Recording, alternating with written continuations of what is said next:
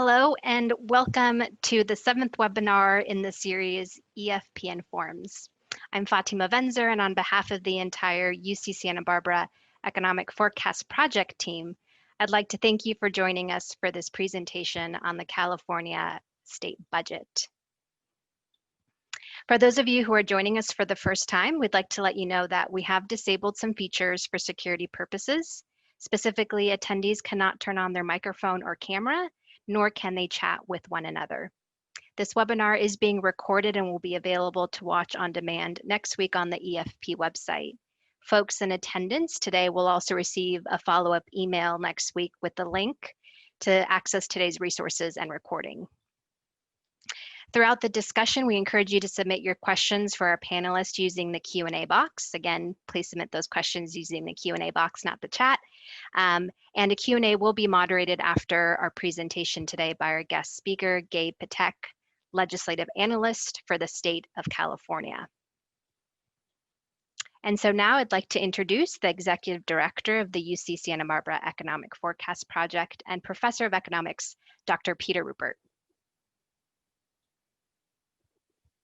Thank you very much, Fatima. Happy to be here as always. I'm going to share my screen and get it into full screen. There we go. Okay, thanks so much. Before we get started, I want to thank our sponsors. Special thanks to Fatima, who does a great job for us. It's really a pleasure today to have Gabe with us. Gabe, he and I were on a panel at one point a few years ago, and then, I just love the stuff he does. And then I said, okay, you should be on in this past May. And then I guess COVID hit or something like that, and we no longer could be in person. And then, as soon as I could talk to Gabe, then turns out that their Fiscal Outlook came out yesterday. Gabe will talk a lot about that. I'm going to talk just for a very brief few minutes, just to set the stage nationally. Gabe's going to talk about everything California. Like I said, I'm going to talk for a few minutes. Everybody wants to hear what Gabe has to say, and after looking at the report, it's super interesting, and I'm looking forward to it as well. So, quick update on the national economy. I'm going to talk a little bit about the economy. One thing's for certain: there's lots of uncertainty. In fact, I had stolen a slide from the Fiscal Outlook report from Gabe. But he's going to use it as well. But here's something I've shown before, and this comes from the Federal Reserve Bank of Dallas. And basically, forecasting is super difficult, and it's even more difficult when people have to really base budgets on these forecasts. So you can see this black line here. This is the actual data that occurred in terms of global GDP. This is global growth forecasts using GDP. And you can see moving along as of January 1st, 2020, we were right here. Now, if you didn't know about COVID, which we knew very little on January 1st, and I would have asked you to predict or forecast long-run GDP for the world, you would have just taken this black trend line and just trended it out like they did, this green dashed line. And then as we started to get news of COVID, the Federal Reserve Bank of Dallas went and looked and said, okay, here are the new forecasts, global forecasts. And you can see day by day, week by week, they kept lowering it. By the way, these forecasts are from January to April. And this is the size of the decline, what people were forecasting global GDP growth would be. So as you can see, if I were a forecaster on January 1st and I gave you this green line, you would say, okay. Then if you look at actual occurrence, you'd say you're a pretty damn bad forecaster, my friend. And no one forecast the pandemic, obviously. So this is a tough job. I really respect what Gabe is doing for us. We're very fortunate to have him with the state and helping our legislators figure out what to do. So here's my quick update. Jobless claims, initial claims came out this morning. They actually increased a little bit. They remain elevated. Given that we are now back into purple, there's probably going to be an increase in job loss given the new lockdowns. I'll show you a picture of that in a second. Some government support is going to be ending. Gabe will talk a little bit about that. And my real estate joke, home sales are through the roof. So, and I'll talk a little bit about COVID. So these are initial claims. They came out today. This is week by week, and you can see back in March that, the size of the initial claims. Let me just explain real quickly what this means. This means people who become unemployed, they go to their state and they apply for unemployment insurance. So they do that week by week. And so you can see, typically back in February, for example, or even if we go back before that, there's only about somewhere between 150, 200,000 people in the United States who claim initial claims for unemployment. Once COVID began and we started seeing lockdowns, you can see this went up to over 6 million people applied for the first time for unemployment insurance in a week. And then slowly it started to come down as the lockdowns occurred here very early on, and then still people were applying. Here's 4 million people in a week. It fell. But now what you can see is since August, basically, it's been pretty flat. And in fact, today's increased. So what this means is about 600,000 to 700,000 people a week are still applying for unemployment insurance, which is just a huge number compared to what it normally is. The next thing that happens is what are called continued claims. People who get on the unemployment insurance system, they then become a continued claim.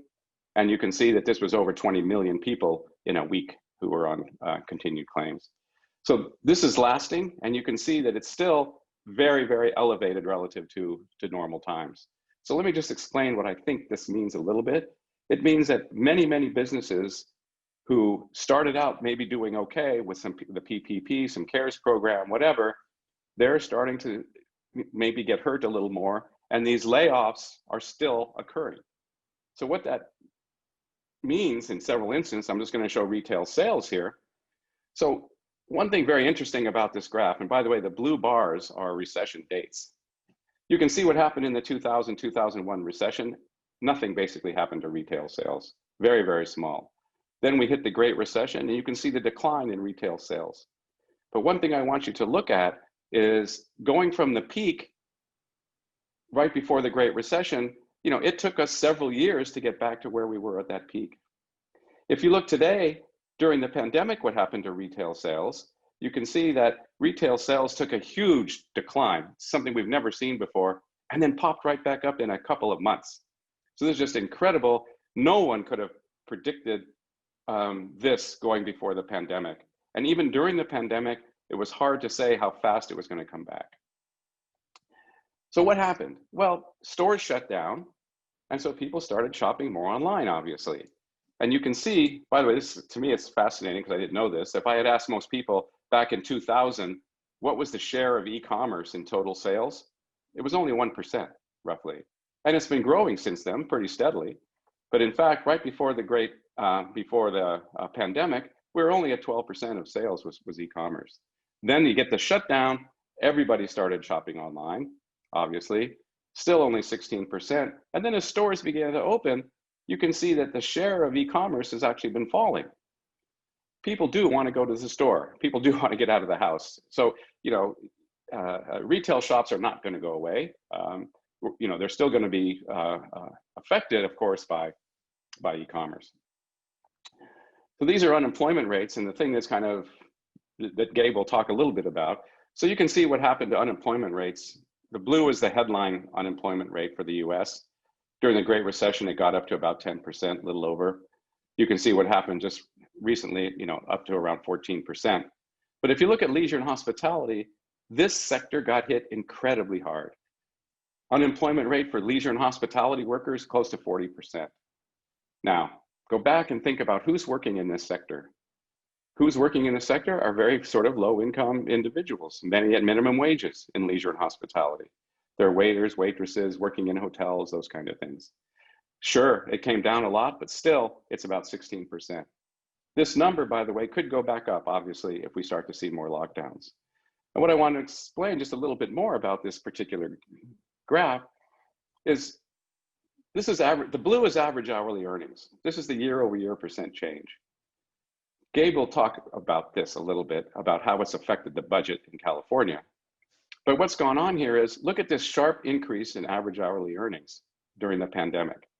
Is this that people are earning a lot more during the pandemic? The answer is no. What happened here is that low-income people, low-wage people got laid off. So what we have here is a selection problem that basically now the people who are left working are higher earners. And therefore, it's another way to see that who got mostly affected by the pandemic are the people who can least afford it, those in the lower income brackets. And then you can see it declined after that, but still real earnings in that sector is very high. The red line is CPI inflation. This is what I meant about existing home sales. You ask any realtor in Santa Barbara, they've never been busier. Karen Shackle over at First American Title, I'm not going to say how long she's been in the business, but she said forever, as long as she's been in the business, it's never been busier. And you can see today, existing home sales came out over 6 million, 6.8 million roughly in terms of existing home sales, basically led by the Midwest. So now let me talk quickly about health and why it's going to be difficult, I think, for us to understand what's going to happen in the future. COVID, we're basically seeing a third wave. Santa Barbara just went back into purple from red, much more strict. And this is what I'm talking about. These are hospitalizations. And you can see hospitalizations as of last week. Here was the first wave. It fell. People were worried about a second wave. It's here. It started to fall, and now it's back to its highest level ever. So this is hospitalizations. So again, if a vaccine comes out, you know, maybe things happen very quickly. If not, we're going to be in this for a little while longer. Again, making it very difficult to understand where we are. So now I'd like to turn it over to Gabe, and again, feel free to ask questions in the Q&A. Gabe will talk for a while, and then we'll get to the Q&A. Anyway, welcome, Gabe. Thanks so much for being here. Good. Thank you, Peter, very much. Let me just try to get my, oops. Oh, I'm sorry, I'm having a little bit of an issue here with my screen for some reason. Shoot, I'm sorry. There we go. Okay, is my presentation up on the screen? Yes, it is. We got it.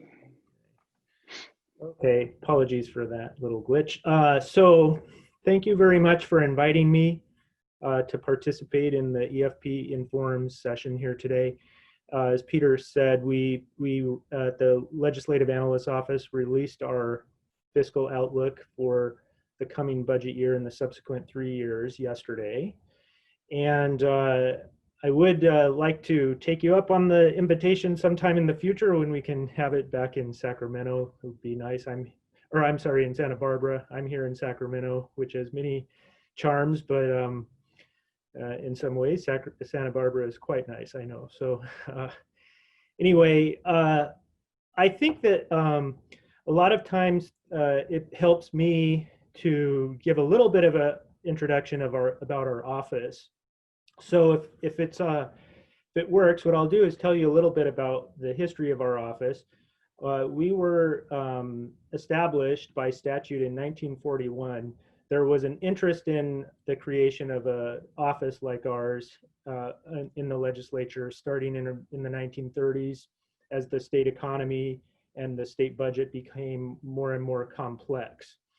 What the legislature found is that they could benefit from an independent office to provide fiscal estimates and do analysis for them separate from the Department of Finance, which really is more a creature of the administration and the governor. So they went ahead, and actually the first attempt was vetoed by the governor to establish our office.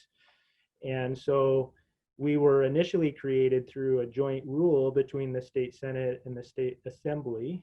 And to this day, if you look in the state budget, the line item for the legislative analyst's office is zeroed. And instead, we get our funding by a transfer from the half and half from the state Senate and from the state assembly. The thinking being that it insulates our office from the governor's blue pencil, as they call it, the line item veto, or making changes to the budget. So we're very much, just to level set here, we are very much a creature of the legislature. The legislators are our bosses. We do not report to the governor, and that is our guiding mission. In fact, our mission is to ascertain facts and make recommendations to the Joint Legislative Budget Committee and more broadly the legislature as a whole. So we have a focus on the state budget, revenues and expenditures, and then various analysis of state departments and agencies and functions of state government. You could think of us as the state version of the Congressional Budget Office. But in fact, it's the other way around. We were created in 1941, as I said, and then in 1974, Congress established the Congressional Budget Office and actually used the LAO as the template for the creation of that office. So it's an interesting fact about the California Legislative Analyst Office. And now all 50 states have an office similar to the LAO. Sometimes it's organized a little bit differently, but they all have some version of our office, and proudly, we were the first one.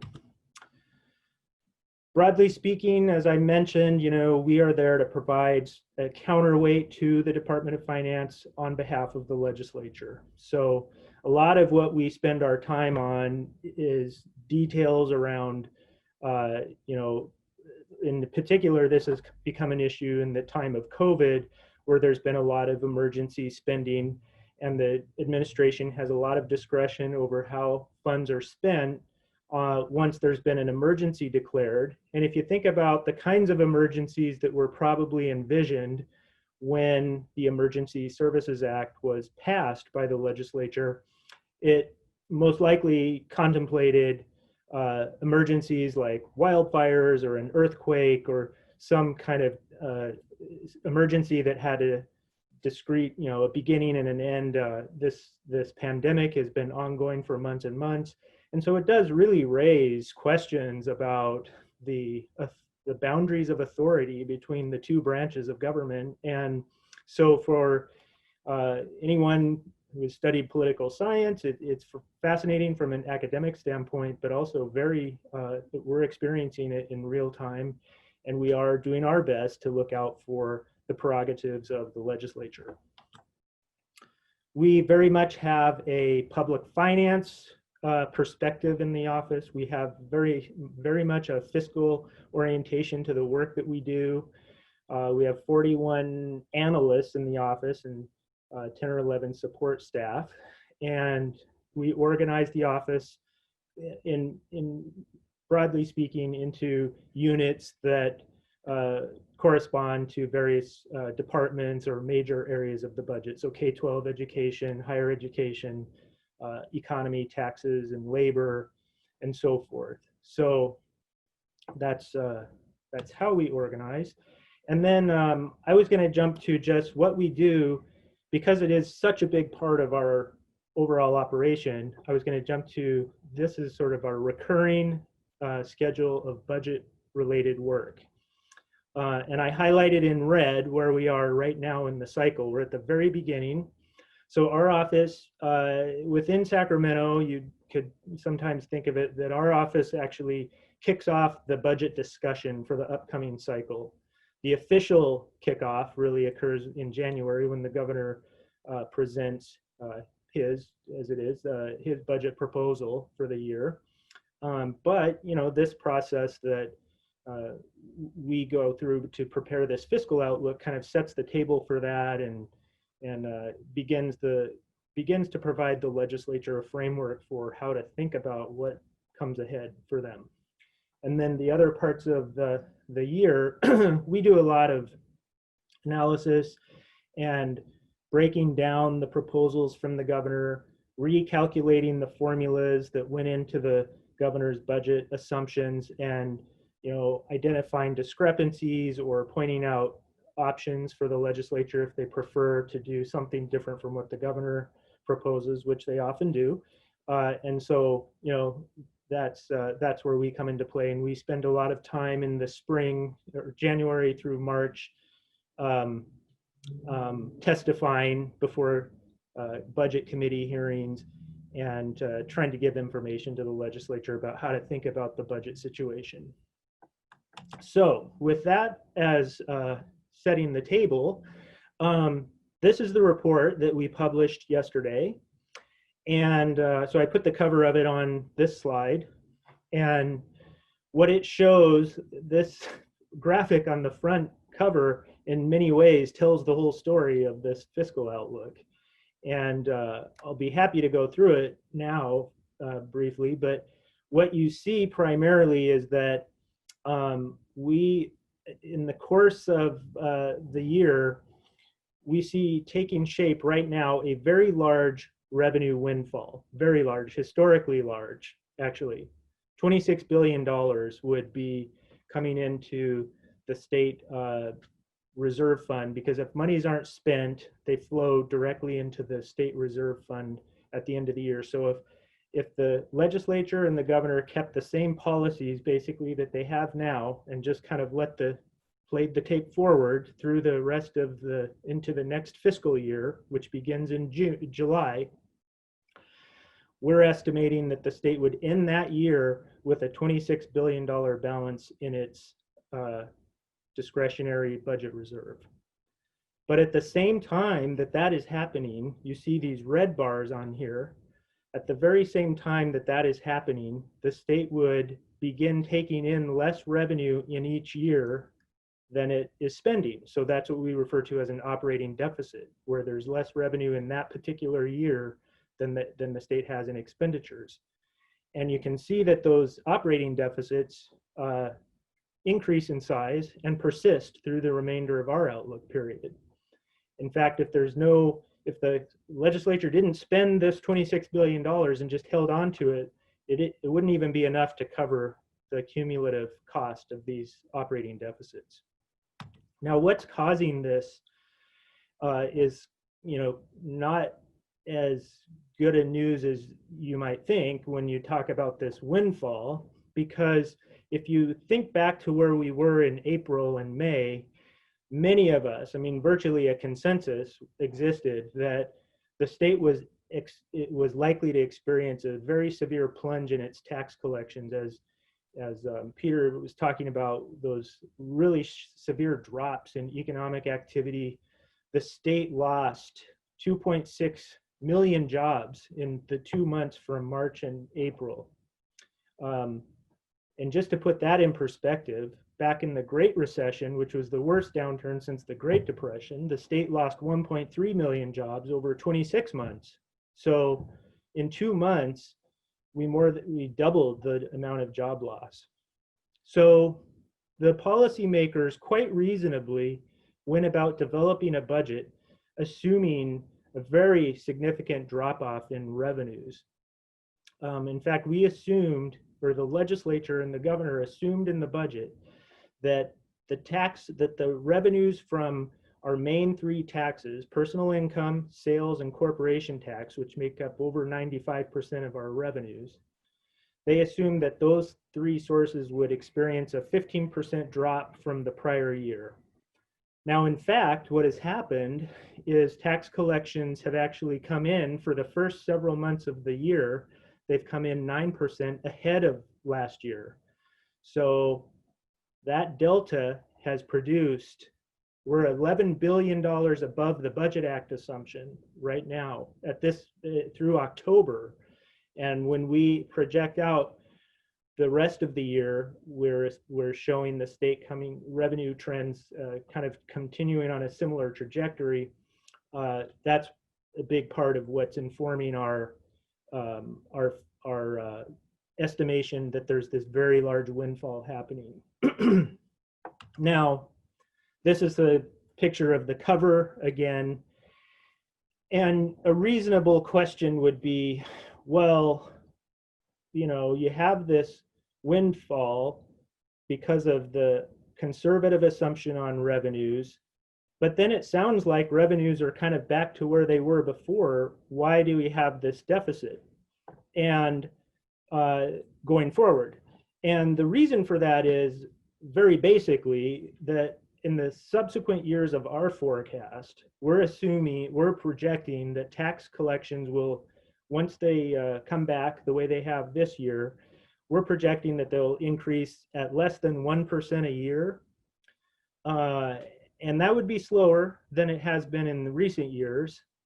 And it might be the case that it's too conservative, but based on, we're basing it on our assumptions around the state and the national economic growth that we're anticipating.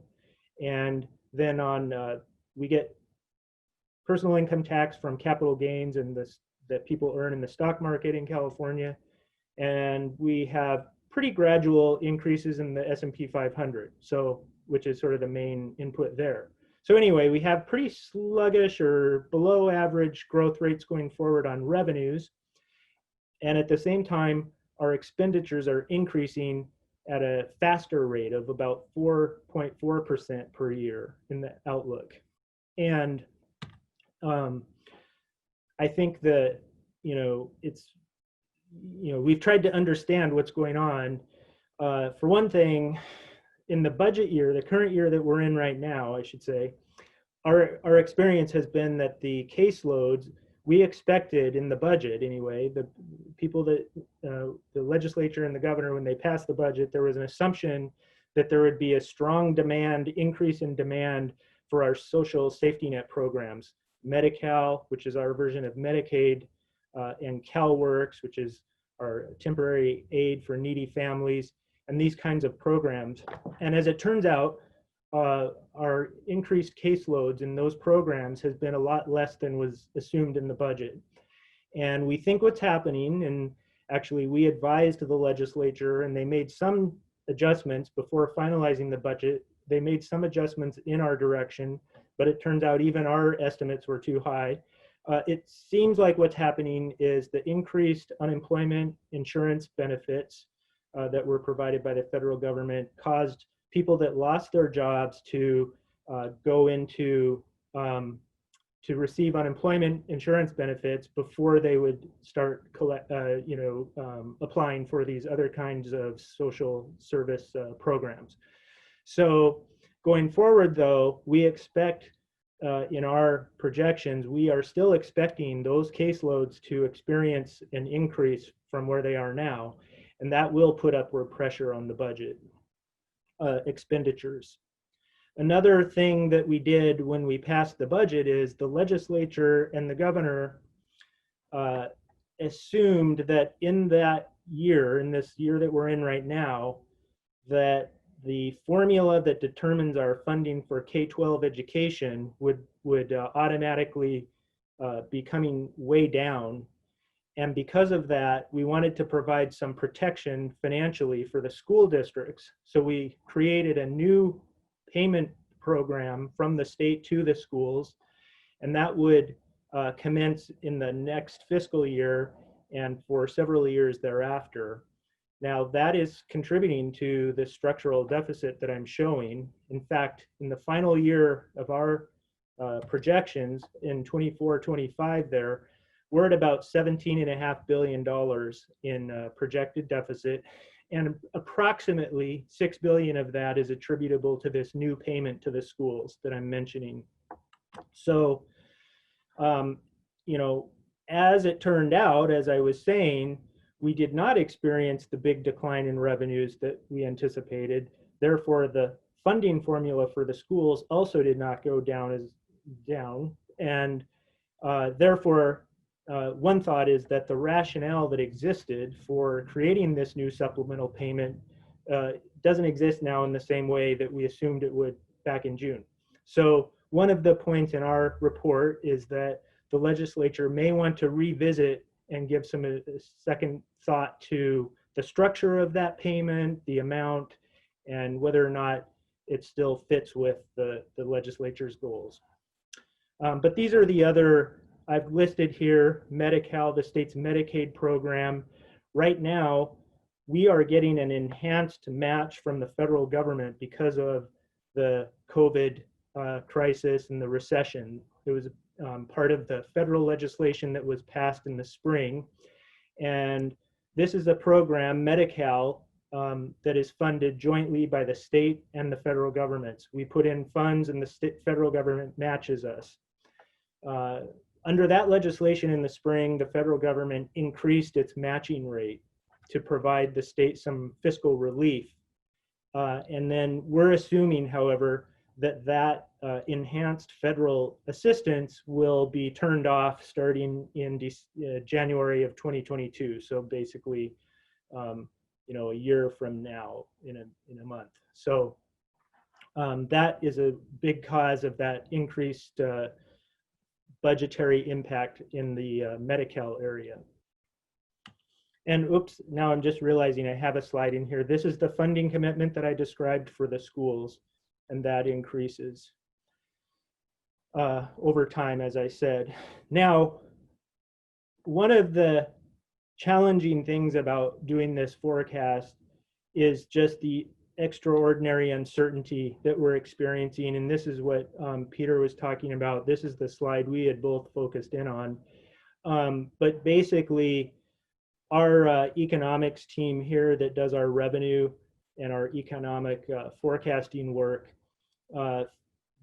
identified this as an interesting way to display the level of uncertainty. It's almost off the chart right now because this is a survey of professional forecasters, and it's showing the highest assumed unemployment rate versus the lowest assumed unemployment rate by the forecasters for the third quarter. And you can see that we're basically at some of the highest, or by far the highest we've ever been. So it just highlights the degree of uncertainty that we're dealing with.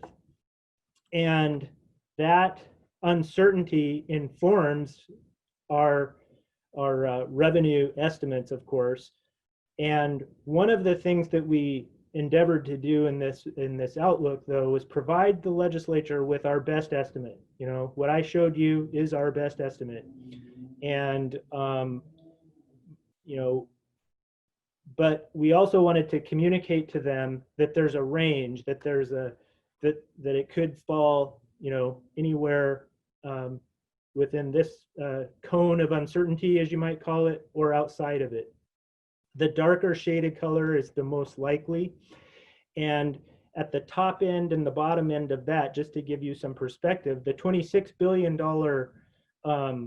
windfall that I referred to for the budget year could be as much as 40 billion, or it could be as little as 12 billion. And that's just if we stay within this range here, in the dark shaded blue or purple, black, navy blue, I guess. And so certainly it could be outside of that. And that's part of the challenge that we're dealing with. And in light of this, one of the things we thought would be helpful for the legislature is, well, how much revenue would it take, assuming, let's all acknowledge that your forecast is your best guess, but you're going to be wrong.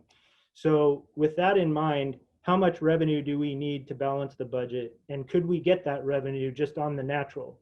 As the economy recovers and as things start to reopen, what are the chances that we'll just have enough revenue to balance the budget without having to take other actions like making program cuts or raising taxes?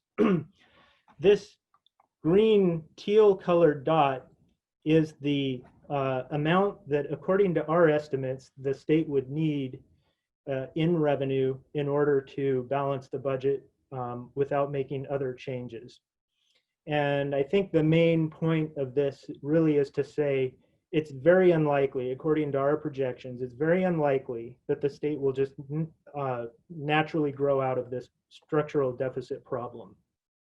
It's particularly disquieting at this time to be projecting a structural deficit, particularly one that is growing the way it is in a expanding economic situation.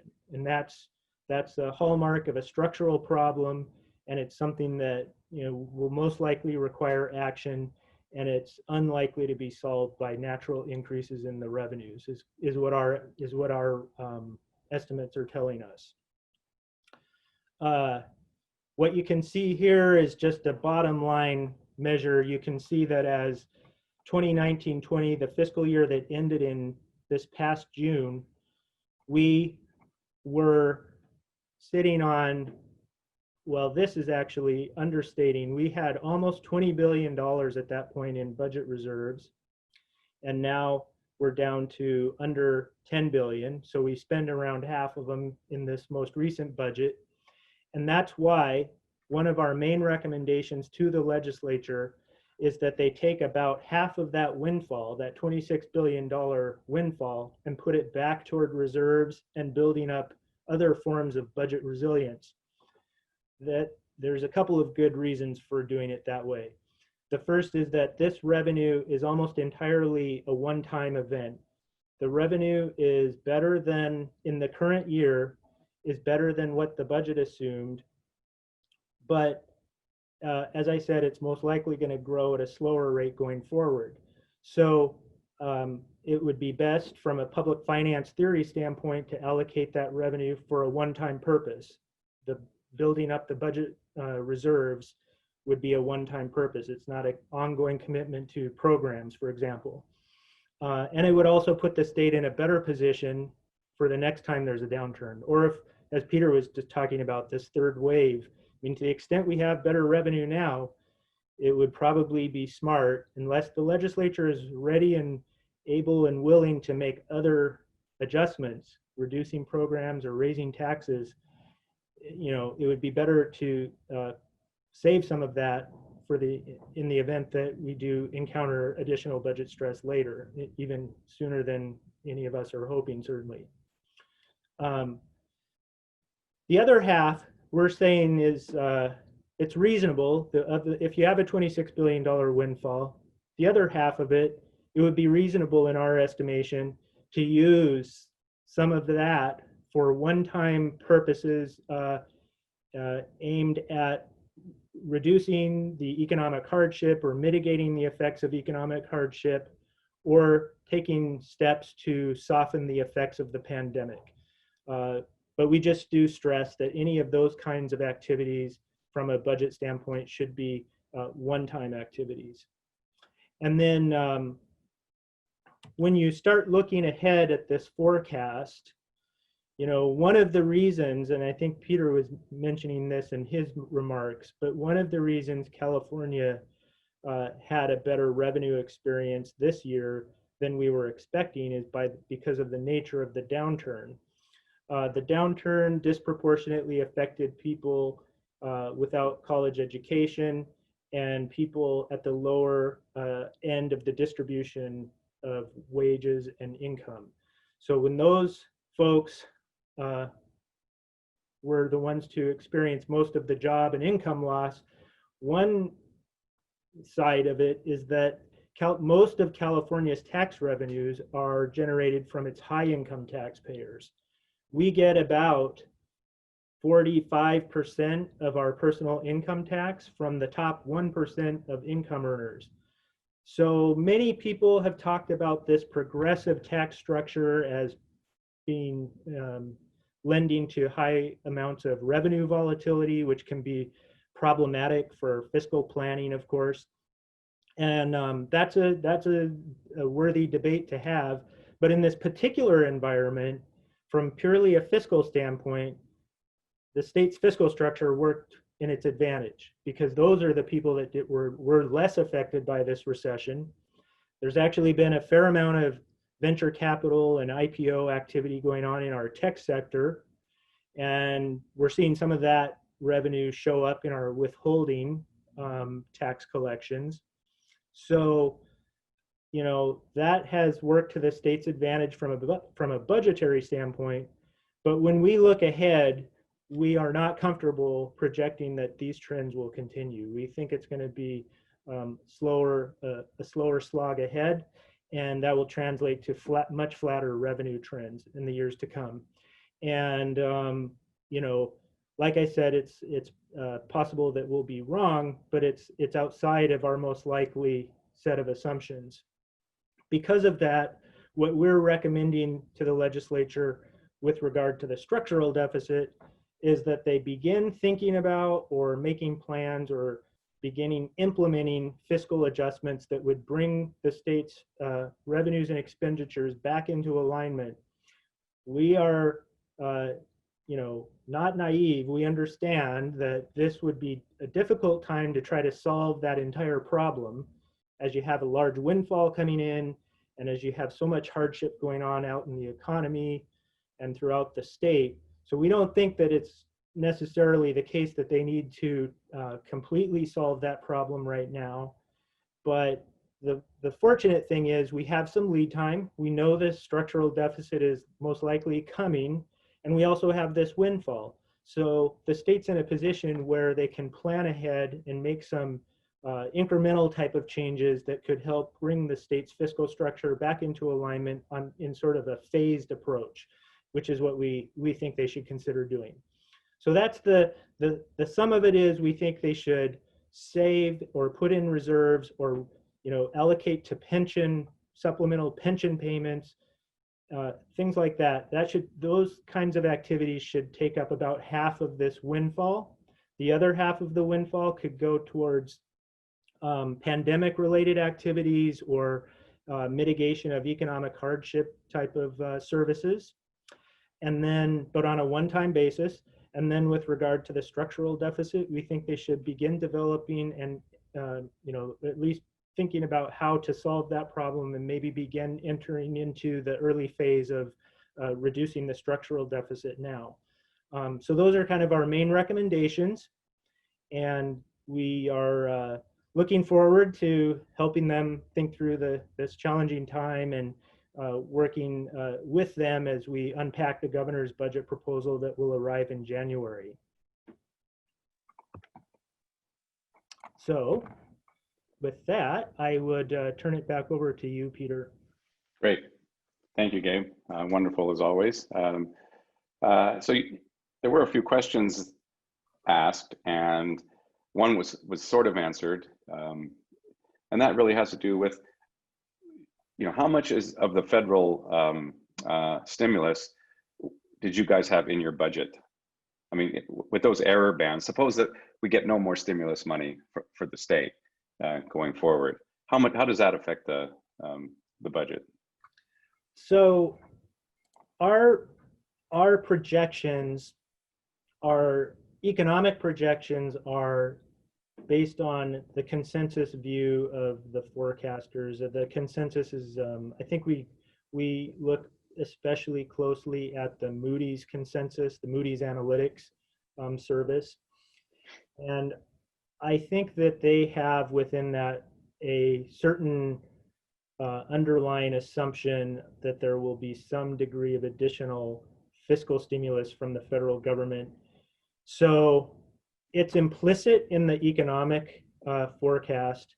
We do not assume any specific federal aid additional to what we've already received in our budget estimates. Okay. So. Got it. So a couple different people asked a similar question, so I'll try to paraphrase it a little bit.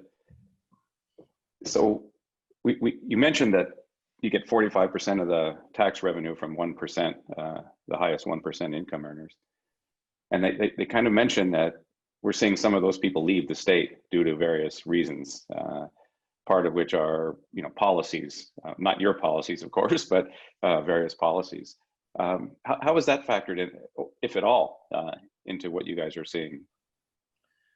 Well, we do a demographics forecast, and we do have some out-migration in our demographics forecast. The thing that I had a very similar conversation with our economic forecasting team, and what they're finding in the data is that the thing that has been the most correlated with an increase in out-migration is when the unemployment rate goes up and when we have particularly strong increases in home prices, suggesting to me that it has to do, California's affordability is particularly challenging for people at the lower end. And I don't, I think that that being said, I think we have to watch closely this issue at the other end of the spectrum, because a small number of people accounting for a disproportionate amount of our income from a tax standpoint means you don't have to lose a particularly statistically significant number of them to have it really have an impact on the budget. We've had not as much evidence so far of that degree of movement, but it's something that I have continued to talk about with our staff, and we're watching. But the answer that I have at this time is what I said about those demographic estimates. Got it. Another question that I never even thought about, but it's interesting. So why does the growth, it does not include corrections employees? Is that somewhere in the? It does include, yeah, it includes that. It does include, we have there's a fairly pronounced reduction in our inmate population happening right now. There have been some recent changes in law that have contributed to this. There's been a reduction in recent years in the crime rate, which is also correlated with it. And then we've had more recently, the corrections department has implemented some policies for people to be released early in an effort to, they go through a safety evaluation and everything, but they've had some challenges with the COVID situation, and they need to maintain a certain amount of spacing and so forth. So those factors have contributed to a reduction in the population. And according to our forecasted numbers, we're not likely to see a very significant increase in the inmate population. And as a result, we actually think there's room for the state to close 5 of its prisons out of the 31, and that would translate to reduced cost in the corrections department. I see. But so I guess the attendee asked mainly because they said there was a footnote that says that CDCR employees are not included in that. So I guess that was puzzling. Oh, I see. In that particular. Right. So they are in the CDCR. There's a small bar. If you go, so employee compensation, and then if you went over to a couple of bars over, what you would see. So if we're looking at employee compensation, there's a footnote that the corrections officers are not included in that, but they are included in this one, which is the budget for CDCR. I see. Got it. So, of course, kind of interest to me is, what's going on in the higher education or school funding in general. My claim, the pandemic is really affecting many of those, again, in the lower income sector, schools who maybe don't have all of the hardware and abilities to get the education they need. And you did touch on it, and I think it's much larger. You have a separate report, I think, on school funding.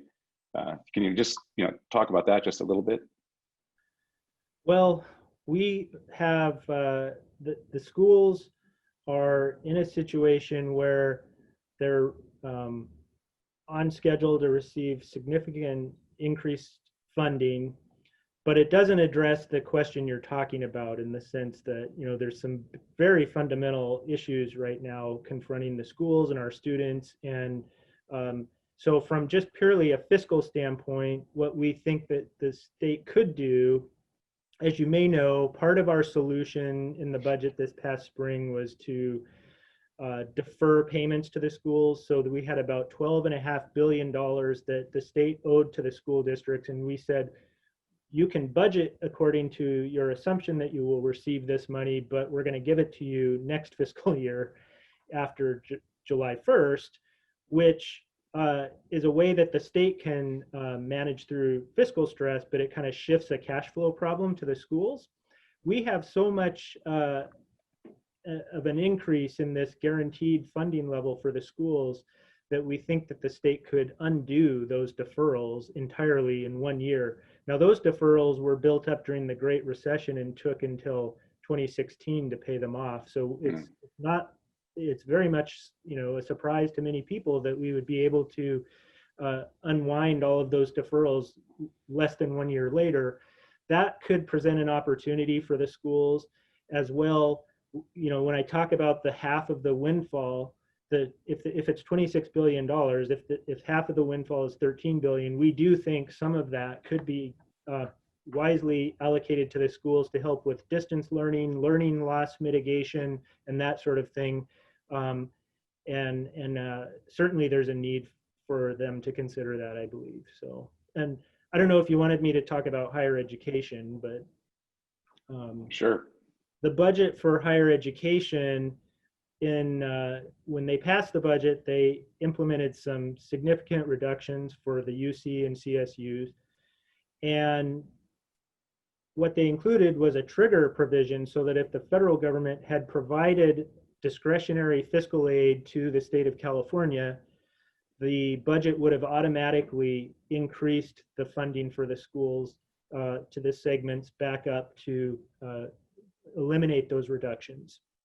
And the thing is, though, that trigger was operative such that if we received the money from the federal government, it had to be by October 15th. Well, as we all know, Congress and the administration did not reach an agreement. And so those cuts went ahead. And so that's another item that the legislature could consider providing to the segments. What we did in our forecast, though, is although we did not assume that funding is reversed this year, we do assume that going forward, the state would continue to provide annual increases as it has in the past to the CSU and UC.